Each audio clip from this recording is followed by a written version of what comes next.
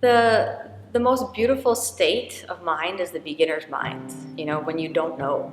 And I love teaching and working with complete beginners because they don't know what it means to be a yogi. They don't know, and that's amazing. The hardest people to work with are teachers, because they know what it means to be a yogi. They have a personal conception of what's right and what's wrong. And they've created boxes, and you fit into the box. And so here's the box that you create with your ideas, and then your consciousness sits inside that box. But that box is itself a limitation. You define things as good or bad, and you place it into different categories.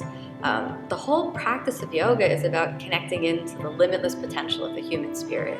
So anything that is absolute in its definition, I think perhaps is far away from the heart of yoga itself.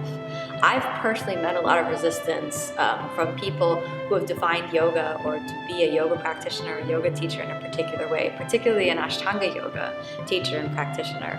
And the resistance that I've met in people is that I maybe don't fit in their box entirely. The thing is that I went through a period where I took on all of the accoutrements of what I thought it meant to be a yogi. I went through a period where I shaved my head, I gave away all my clothes, I only wore sort of organic cotton items that I either bought in India or I went to an organic store and bought them there, and I was eating only organic food. And I went through this very, like almost ascetic period. And then I woke up one day and I realized that it was just a box. It was just another dogma I was taking on.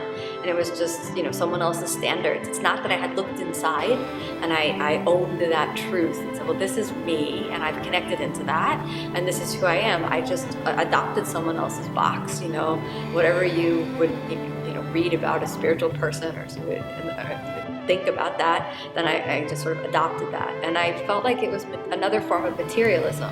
So instead of adopting the accoutrements of, going out in nightclubs and partying, I was adopting the material form of a yoga practitioner. And then I really realized that it was untruthful. I wasn't being truthful to myself. So I stopped and I looked inside and as best as I could with the spiritual tools that I have, the tools of the yoga practice, the tools of the meditation, the tools of spiritual self-inquiry.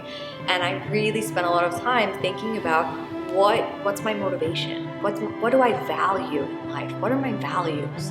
Because I think that perhaps is really the key to defining who we are as individuals. Not, am I a yogi? Am I a teacher?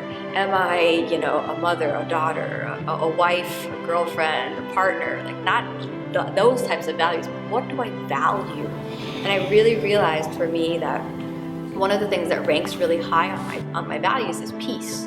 Peace for me has intrinsic value, and this is why I practice yoga, because I believe in the possibility of living a more peaceful life. And that's very, that fits quite well in the box of what it means to be a yogi.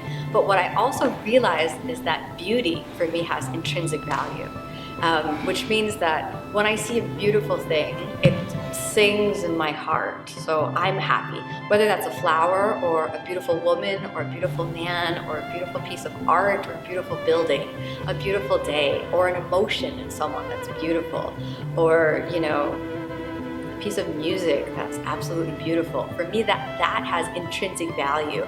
So that's high on my personal list of values. So I take action to honor that and to embody that as best I can.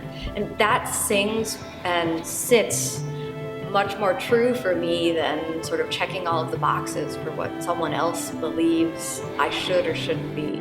And ultimately, we're the ones who have to live our lives. So I decided a long time ago that I would answer to myself and ask myself if I was in my integrity based on what I hold and value to be true.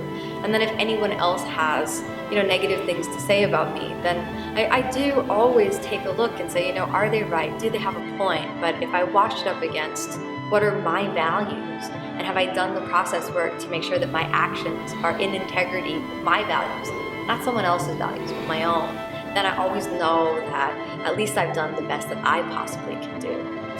Usually the people who don't like you are not going to say it to your face. I've really learned that.